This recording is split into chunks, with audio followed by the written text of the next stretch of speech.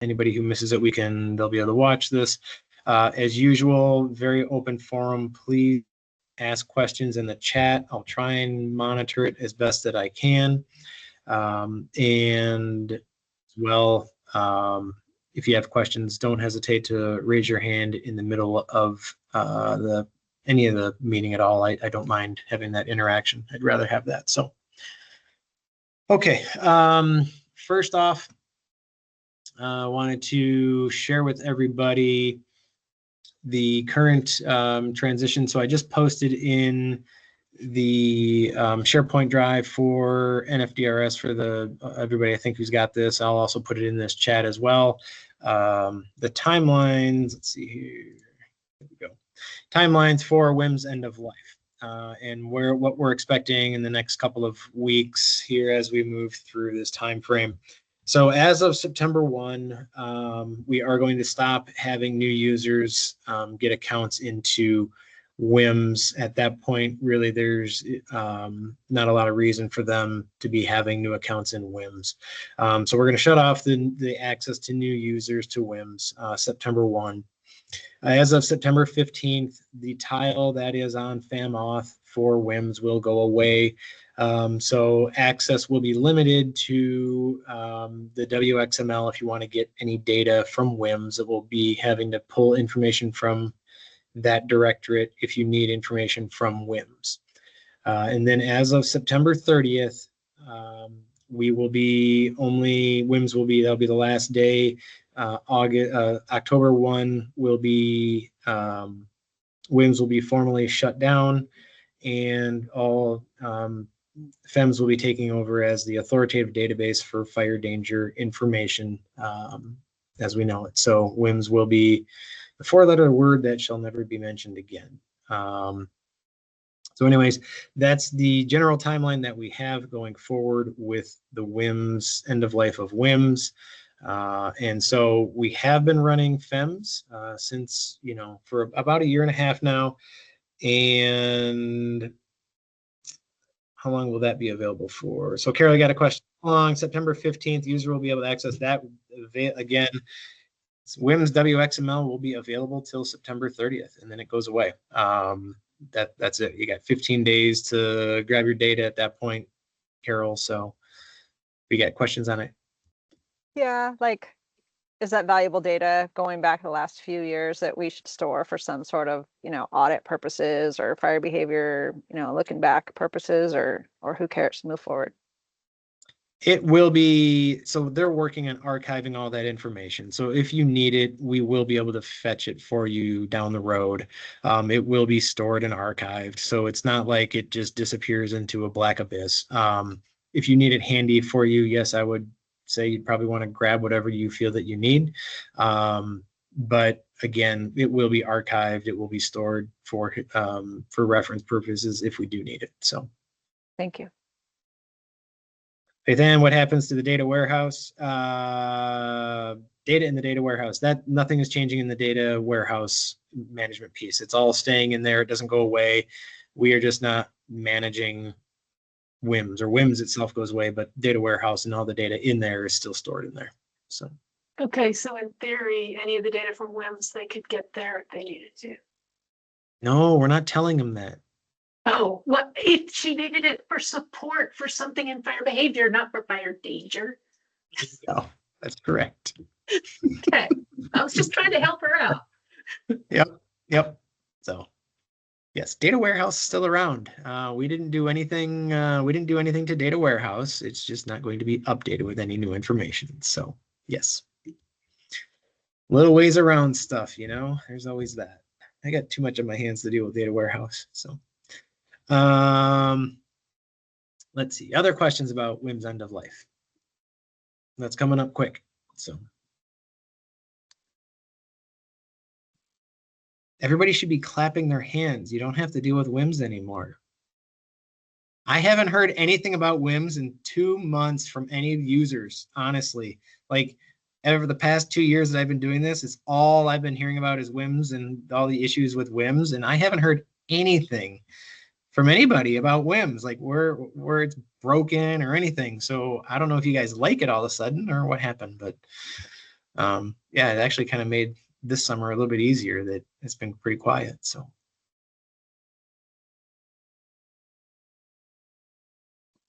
Okay. I have some really good WIMS memes, by the way, if you would like some. All right. No other questions on WIMS timeline? Okay. Let's see here. Next steps. So that's the end of life of WIMS. September 30th. We got one more month of it basically, and then we'll be moving on to the future of FEMS at this point. And again, FEMS is still in development. We have basically created the very basic information that WIMS used to produce, and we're working on getting some of the other stuff built up as well to kind of help manage a lot of the systems. So where we're moving towards, so we have one more release before the WIMS end of life, and with that we're going to be bringing in Power BI, which is business interactive visualizations basically for FEMS. And so through this, we're going to be able to create what are called reports. Reports can be charts and graphs and anything else. And we'll be able to create these, add them in, and it will be pretty much like a user-sourced or a crowdsourced information piece where if anybody's really handy with Power BI, we can probably get you guys, get those, select individuals access to this. They can create reports, or they can walk us through how to create individual reports. We can get these posted in real time and being able to share with the group. So instead of having to have our developers create individual reports, which takes a lot of time, money, and effort for them to do, we can do all this as a community, and then we can add them to FEMS as we see fit. So that's where we're going forward. So what does that look like going forward? So first off, I'm going to share, and I'm going to turn off my camera because you don't need to stare at my head. All right. So this is what we've got coming up with FEMS. So we believe as of now that the data, so one thing that we had issue with going forward, the last month and a half-ish, was the field sample database. People were not able to save sites, and that also was causing issues with saving fuels data. And so what happened was our release that we had in June, we had a new contact on the agency side, and they didn't have everything kind of squared away properly, and we wound up having a duplicate database. And it wasn't caught for a couple of days, and that goofed everything up for about a week and a half. And so we got that fixed. Additionally, when users were entering sites, the latitude that they were entering in, the longitude they were entering, no, latitude that they were entering in did not have a negative. And so it was not saving the data, or it was not saving the site. So that was one of the main issues that we had. So we've kind of got that fixed. Other than that, you'll see on here, we removed all the red circles and squares on fire danger, because the idea that we have and the concept is, I still think, viable, but we just didn't have it implemented properly. So we have had our coders remove the questionable data for your fire danger information. So you'll see just back to normal circles and squares, depending on if it's a forecast or an observation. We tried not to do too many changes to the release on this because of all the transition happening. So we kind of slowed down on what we were doing. You will also see, due to the overwhelming feedback that we had about removing station IDs, we added station IDs back in. So you guys can all clap your hands and be happy. And again, I'm just trying to let you know as we change things, and if you don't like the change, let us know, we can change back. So there you go. You can see now Grace has their station ID. You'll see it up in here. You will see it in the station metadata. We have station ID back in here. The only place we did not add station ID back in yet is in the downloads. And that was also a request from the group, was to get us through the transition. And then in the release after fire season is done, to add the station ID back into the downloads. The reason why that happened is because if you are connected in with all this fancy spreadsheets everybody's made or the APIs, if we put station ID back in there, it's going to break your systems again, and it's going to cause, a lot more work during the transition that's happening. So it's not in on this release in the downloads, but we will be having station ID brought back in on the downloads in the November release. But you will see they are back in here on all other parts of this of our site. So those are kind of some of the big things that we have done and added into and made some changes for the release that's coming up. The other big one is you'll see that we no longer have the tabs up top. Okay, we got rid of this because it was starting to become too much. So we have the hamburger, 3 lines, whatever you want to call it, over on this, and that brings out your information. So we have the maps downloads.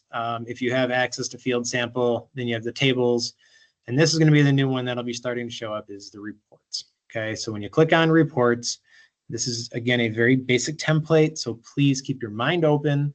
This is not a final. We're still in the very basics of development of this, but I want to show you how this is going to work. You will see that we will have examples of information. So we have fire danger reports, weather reports, station information reports, and the advanced analytic reports. Okay, so each one of those tabs would have different types of reports that you can then pull. So one example here we have is the NFDRS daily summary working data. Okay, so this hooks into our system, and for those that are wanting to have SIGs, this is your answer to the very basics of what WIMS used to produce. So it pulls in, and you can choose your station name, or you can choose your state. So say I want to do Colorado, and I now summarize all of Colorado into one giant SIG. And it produces all of your information for each day. You can click on your days if you want to adjust your days. It gives you your total for BI, ERC, spread component max, whatever you would like. And the nice thing about this is then if I want to, let's say I want to just do these couple of stations, boom, I have them.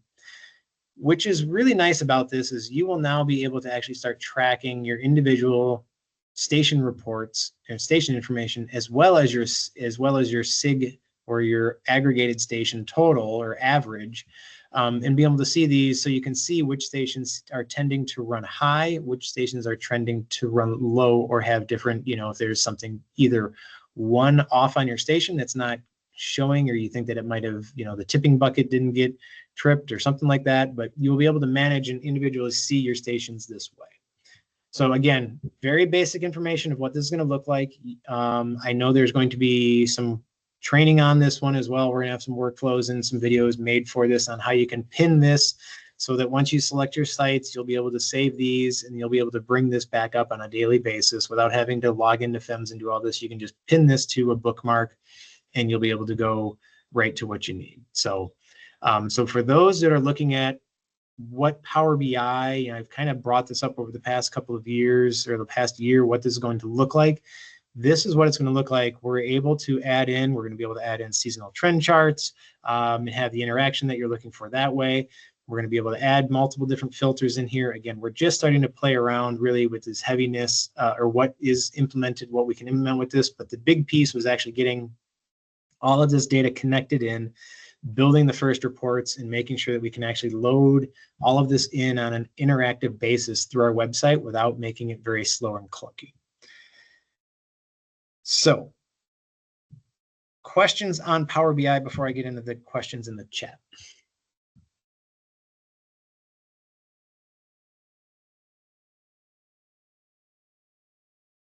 Will Hey, this Scott. meet the... Yes, Carol, go ahead. That one row at the bottom, total, really means average, is what you said, right? That's correct. And we can, like I said, very basic. This is going to be, yes, the average value of these is what this is, not total. Correct. Yes. Thank you. Mm-hmm. Hey, Scott, Eamon here. So Hey, you Eamon. said this would be the November release. Is that right? No, this is coming out in the September release. Okay, copy.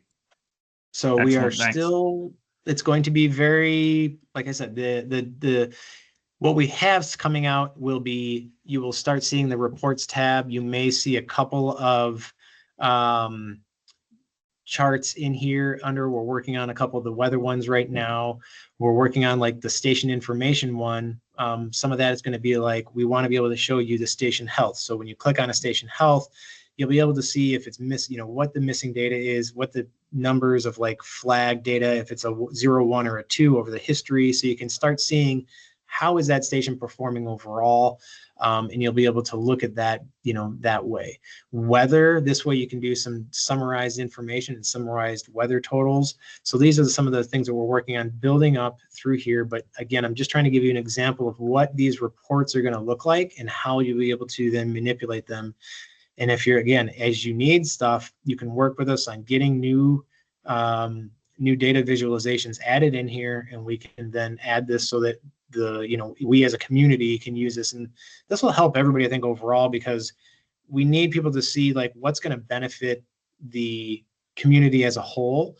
And if we can develop this one way, so instead of, you know, the 200 different dispatch centers across the country developing all their spreadsheets for every different little thing, if we can make basically those in Power BI, which is the same basic program, we can do that, and we can post this here, and then individual dispatch centers have a standard process of what they're doing in a standard report. That's really what we're trying to get to, is a standardized way of sharing data and standardized reports going forward. Mr. Turner. Yep. As far as timelines go, and getting GSI calibrations into the FEMS data, when is like the next cutoff for getting GSI calibrations in?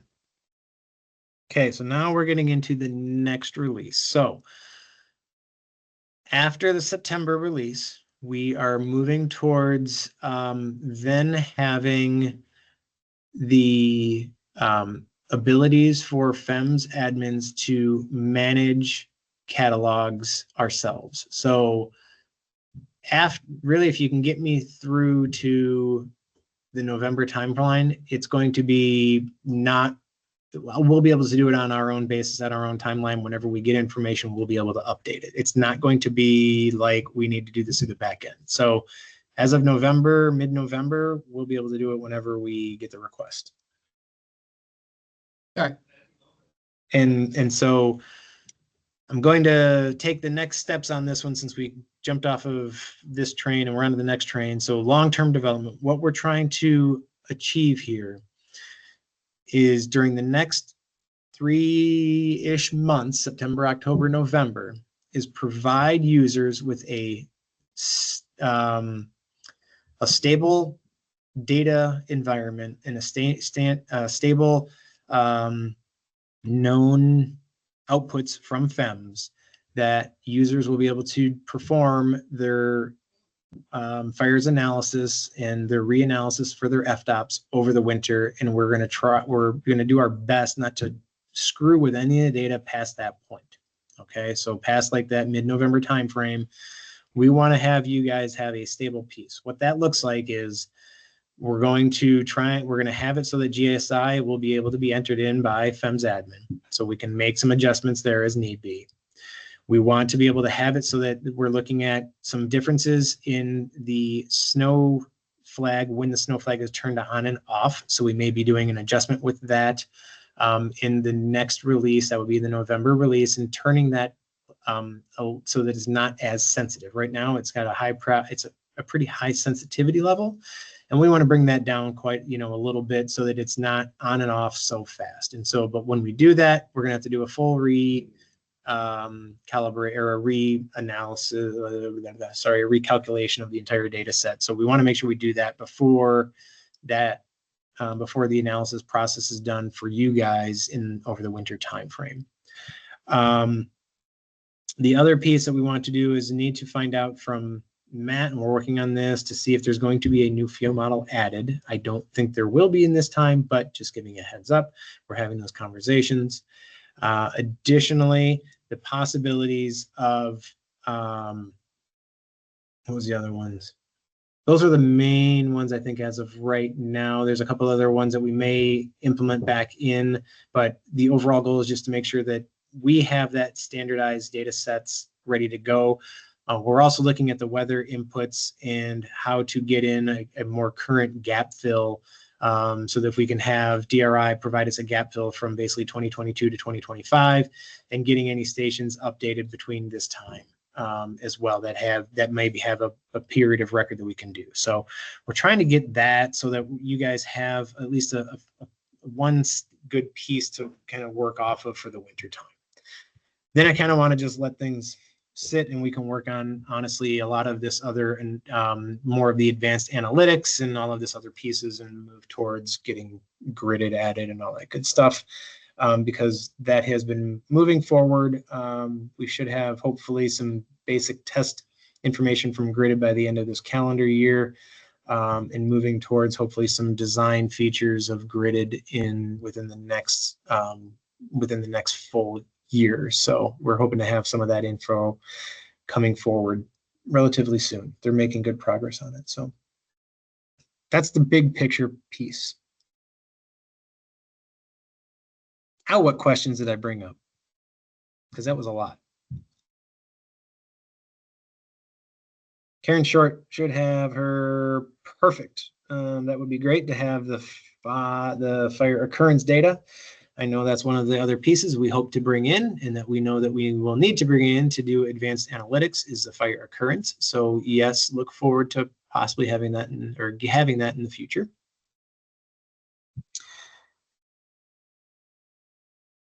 The states are probably wondering, when is my Mesonet getting in? We do still have hopes to get that in on the November one. Our original hopes of getting that in the September release got slowed down. And so I'm really hoping by the November release that we can get those in there. So I apologize for the delay.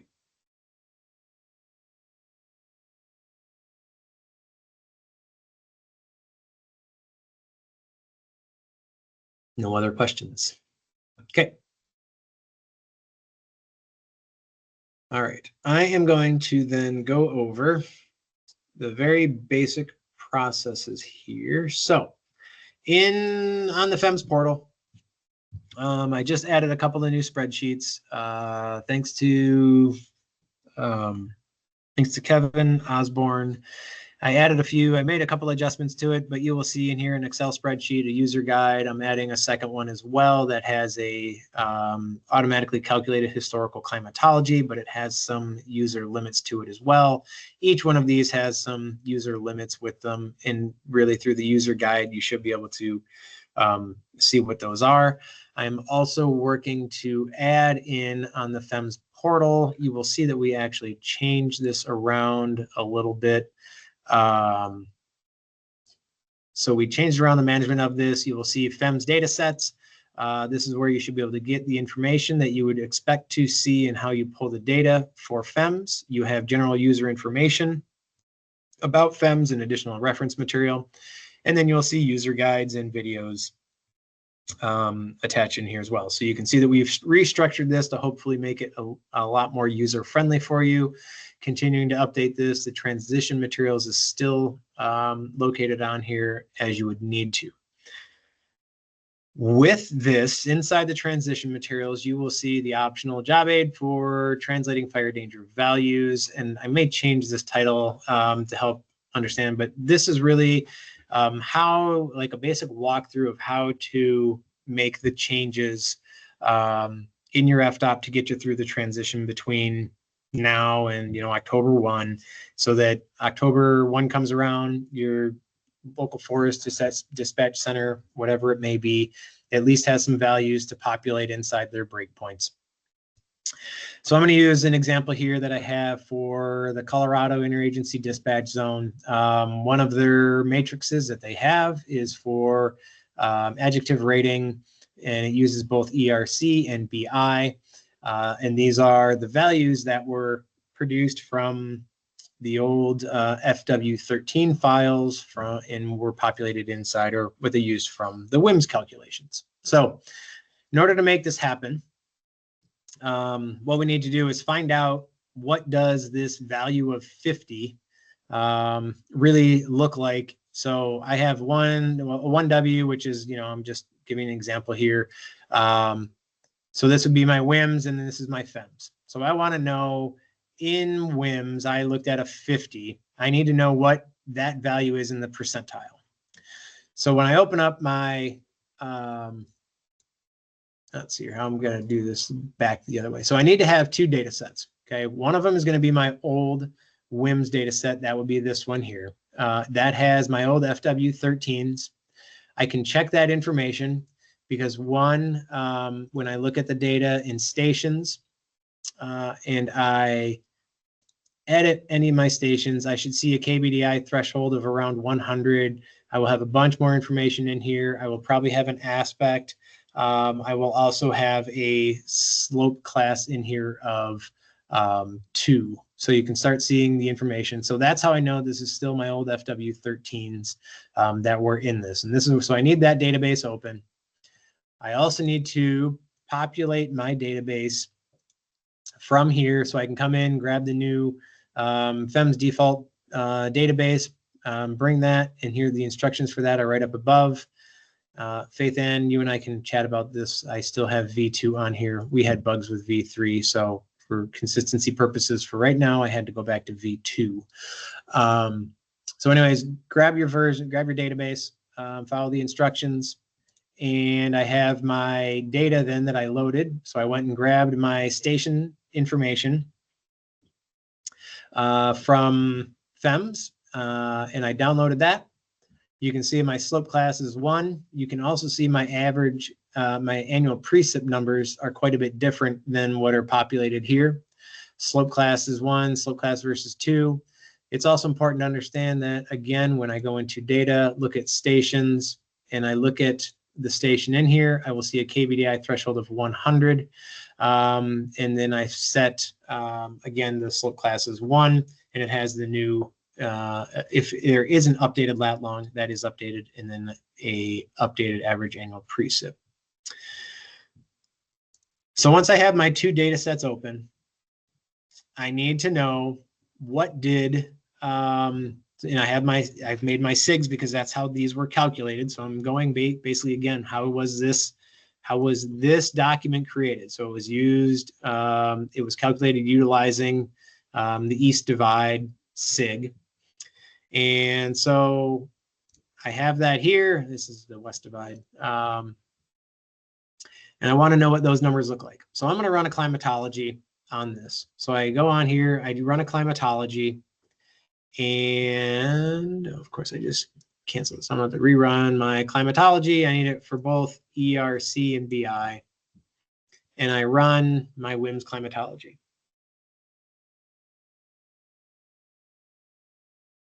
So with this, don't need that chart.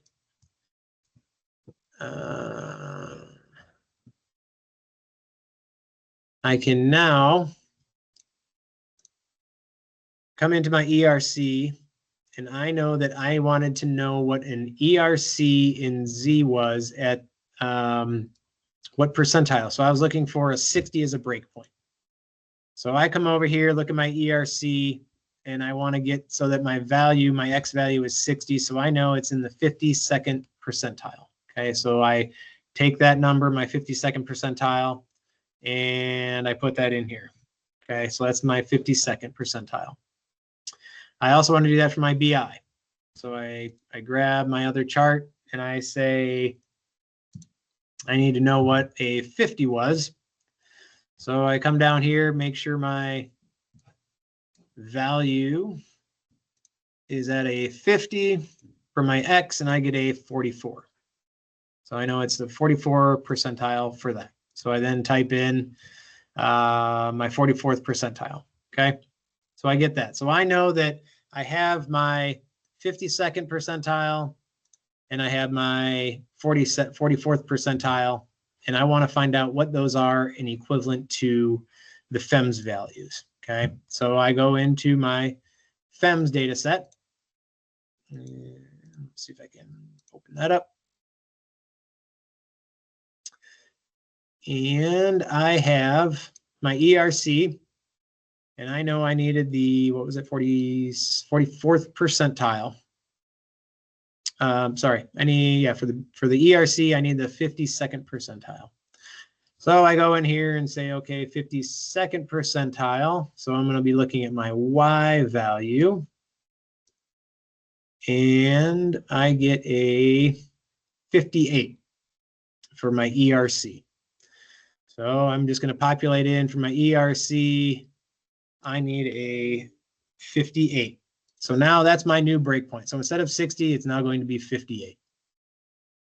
I do the same thing as I move down. So I'm just going to do this for each value, and I'm going to get close. You know, so it's not always going to be this close. There definitely could be your absolute values could be more off than what this one is showing, but this is the general process that's outlined in the worksheet that's on the page. So so we're just needing the two databases, run your percentiles, and just kind of run them in reverse. So you get your absolute value, get your percentile, and then get your percentile and get your absolute value for each one, and you're really ready to go. You'll be able to populate your spreadsheets, and it will operate for you close enough until you're able to log or have a more thorough FIRES analysis completed. So questions on how to go about utilizing that sheet, how to go about getting the quick values for this. And I know a lot of people have already done this, but I just wanted to make sure for those that hadn't seen it before, they know what we're working through.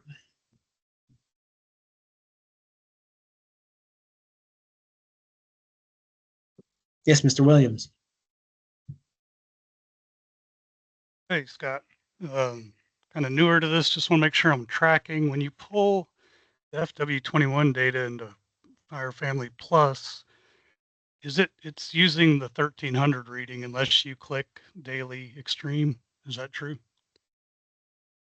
That is correct. So Fire Family Plus isn't operating any different. So when I bring in my data, it still doesn't matter. So I'm still looking at this as my 1300. That's why these two, like I didn't adjust or change this to be my use daily extremes. I'm still looking, Fire Family Plus is still looking at 1300, even though, the hourly data is all there.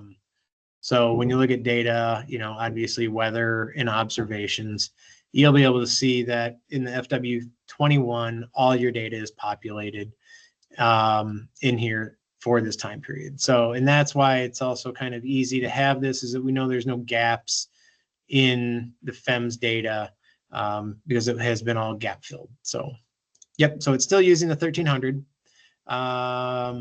These values will give you, again, just so you can continue through this. Yes, this will be the 1300. If you want to switch over to daily values or daily extremes, then you just click on the use daily extremes button and run it this way, and you'd be able to do that. Excuse me. So this is just, again, if you want to continue 1300, do it this way. Just understand that you need to then have your dispatch looking at 1300 out of FEMS data and not using the daily values out of FEMS data. Okay, thanks. And then in FEMS, if you look at the seasonal trend charts, that automatically is daily extremes, right? Yeah, correct. So when we go to, so I'll bring those up. So if I go to the tables, and I want to look at, we'll do 7 mile seasonal trend. These are looking at the, correct, the daily max values are what this is looking at, the seasonal trends. Now, the difference between 1300 and daily extremes, from what we've been seeing and what I've been hearing from a lot of the users, is there hasn't been a significant difference between them, but you will see some slight differences between those values, between the daily extremes and the 1300. So, so yeah, expect that to occur if you don't utilize, or if if you do start running a trend chart difference, or if you're seeing some absolute value differences, that would be what it is the daily extremes versus the 1300. So Appreciate that. Just want to make sure I'm clear. yep.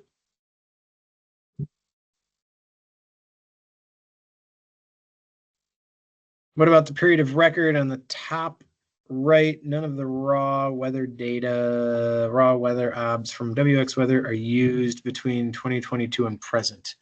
That is correct. So that was the question. So the question is here for period of record. So the reason this was set for 2014 to 2022, and I did not include in here any of the current values, is because I know that we have a clean data set in FEMS for this time in this period of record. If you want to run the next 2 years or 3 years, understand that your data might be a little bit dirtier. Overall, it shouldn't impact your percentile values in the big picture. But to help, I think, get through the transition and keep consistency, I would recommend staying with just a nice clean data set while you move forward. And then if you want to start adding in other data years, you can do that. Again, we're trying to get into more of a climatological standard and utilizing what are known good data, or what are known at least known gap-filled data sets for running our climatology, and then adding on additional years as you need to in the overlays to see how those trends are. So when you look at FEMS, for example, in here, you can see that you can see where you're setting these daily max values over what the historical climatology is. That way, you know, instead of the old-fashioned way where we include every year, you wouldn't know that you're actually at the max value of that dime if you're still trending that way. So it helps with, one, the data analysis or the data visualizations. It also helps with overall understanding our data. And we're, again, utilizing one single set, and we are all talking apples to apples. This is, again, very similar to what the Weather Service is doing on all of their climatology periods. They have set climatology periods, and then they overlay current years on top of those, not including them in the climatological record. Does that answer your question, Jamie? Yep, it does. Thank you. Yep. Okay, Zach, you ask, is daily extreme going to be the norm from the graphs produced in FEMS and Excel sheets that we are utilizing? So we will be using daily max values in FEMS from now on.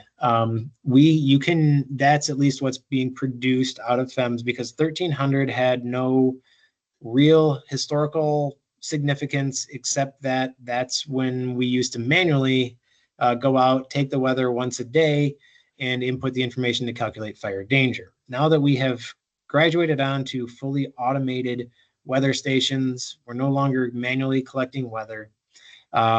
We have the capabilities to calculate fire danger every hour, not just once daily. The 1300 has no significance anymore to us, except that it's what we have always done, and that's just what we used to do.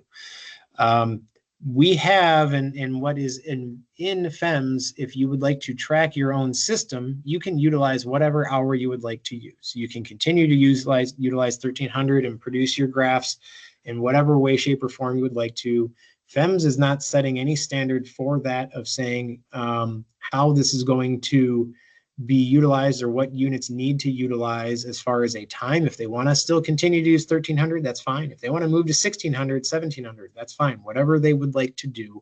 If they want to use daily max, that's also out there. We are just going to be producing daily max values because it gives you a much more realistic picture of your worst case scenario, which has always been in fire danger. What we have always wanted to know is, what is our worst case scenario for that individual day and or trend. So that's how we're moving forward with the daily extreme on here. Follow up, when we redo the FDOT this winter, should we consider using Fire Family Plus with daily extremes instead of 1300? Again, I'm gonna go back to what I just said. That is going to be up to the individual units of how they would like to move forward, and if they would like to continue to use 1300, or if they would like to use daily extreme, or if you want to use some other time frame of getting data and utilizing it. So very much up to the unit on how you would like to and continue to go forward. I have had conversations all over the board, that depending on what units want to do and how they plan to move forward with that. Does that answer your question, Zach? Thank you. Does that make sense, or do you need more info? No, that totally makes sense. Okay. Yeah, we'll just have to run a couple analysis and see what we like. Yep, no problem. Yeah, certain places like it. Other places aren't very, they want to stick with the 13 or 1400 or something like that because they, have operation. They like changing during the middle of a staffing day. California, I think they're running 4 times a day. So it all depends on, where the unit's at. So yeah, Carol, go ahead. Well, thinking through this daily max versus, the 1300 comparison right now, if we're using like Osborne's spreadsheet or the FEMS data and it does the daily max, I'm just thinking it's a little bit of a pebble in our shoe to compare to like the older FDOT percentiles. And it's a good note that I don't think we're putting in our FDOPs, whether we checked that button or not. So, oh well, right? It's just hopefully Well, a small difference. Yeah. So again, what I walked through with everyone is just a stepping stone in this big process, right? Like it was a very quick down and dirty. It'll get you operating and it will get you close in the ballpark. Again, fire danger, we're looking at general trends. We're not really needing exact numbers all the time. It'll get you in the ballpark for where you need to be for the fall timeframe until you're finally able to have these broader discussions of what you want to move forward with, of either daily extremes or continue with some other hour within the day. Yeah. But Thank yes, you. you need to make notes of all that stuff now. You will probably want to move forward in part of that analysis process of what you're going to use and the rationale of why.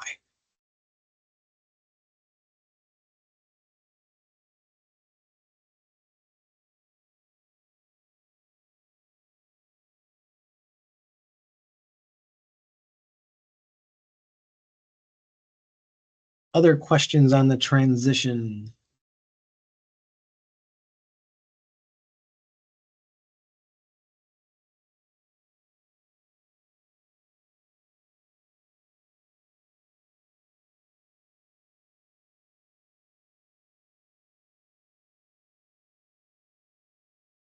Okay.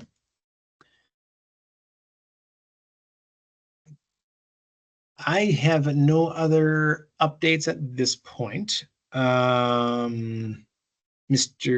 Mark Steele, you have questions, comments? Yeah, since it sounded like you were wrapping up, I just have one more thing. Yep. I was just asking if I could share a survey for the California S491 with this larger group.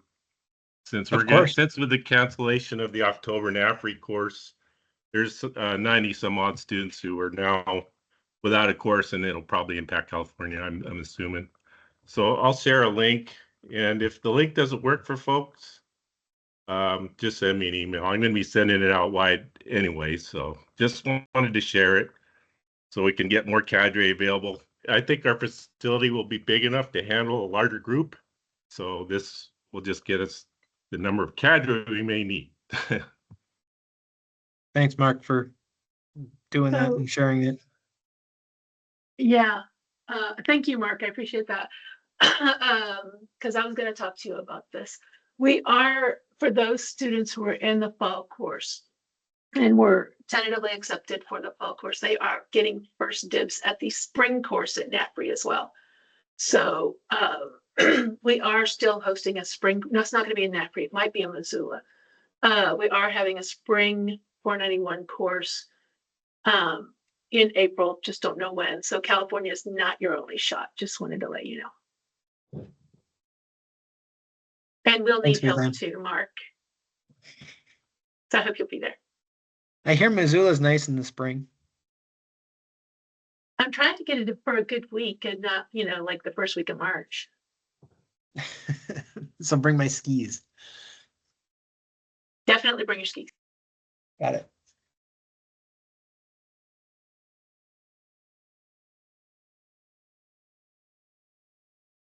Amen. Yeah, I guess just to follow up on the spreadsheet. So at some point you're gonna the next release or the release in November may have the station ID, and that may break the links to the spreadsheet we've started using and that you've now added to the FEMS site. So we should just expect that, I guess, or is there going to be are you going to try to work to just to make sure that functionality remains, or should we just expect to kind of have to rebuild the links and then maybe you'll have some kind of a how-to on how to do that? Because I think a lot of folks are probably going to be using that spreadsheet that North Ops developed. Yep. So it will break the query in the background. So we will have to go through and have probably a walkthrough of how to change that. Really, it shouldn't, because it's only going to be, it's going to add a column into the, it'll add a column into the query, which will cause it to freak out potentially. And so, yeah, so we'll just have probably have to do another walkthrough on that one in November, December timeframe of how to fix your sheets. And it really shouldn't be a lot in the query, how to adjust those. So. Yep, copy. Thanks, Scott. Yep. Kristen? Mine was just going to be a follow on with that is, are you going to just put like a blank spreadsheet with the headers up there so we can pull that in easier? The correct naming of the headers so that we can pull that if we're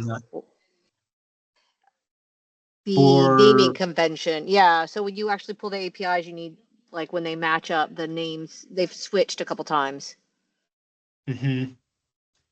Are you going to provide something that actually has that as the export so we can use it to build stuff, or just to have us download something and then just pull it from there and then rebuild it?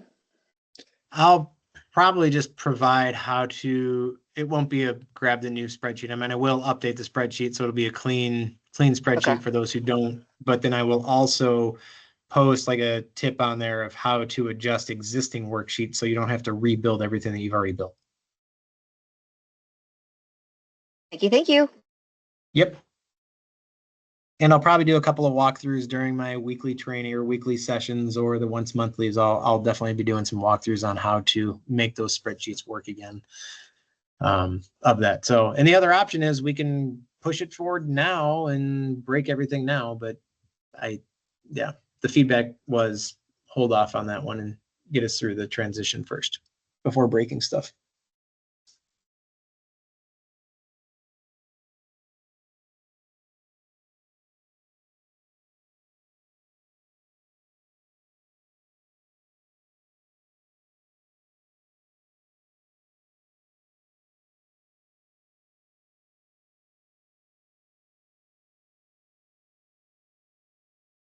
Other questions, comments?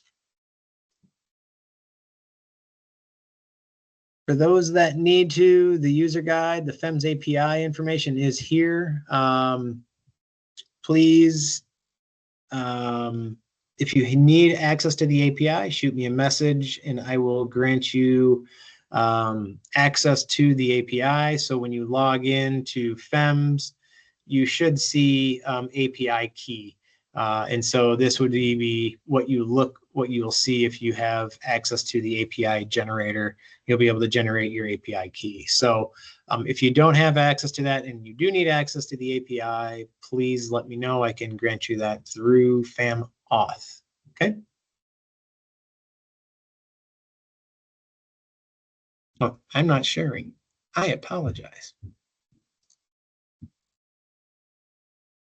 Let me go back a step. So when you look in here, you'll see API key.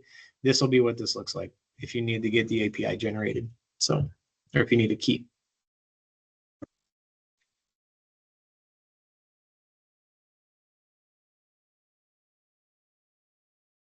Excellent. Unless there's any other questions, I'm going to stop the recording for now, and I appreciate you all listening in for the month. We will have the meeting again next month.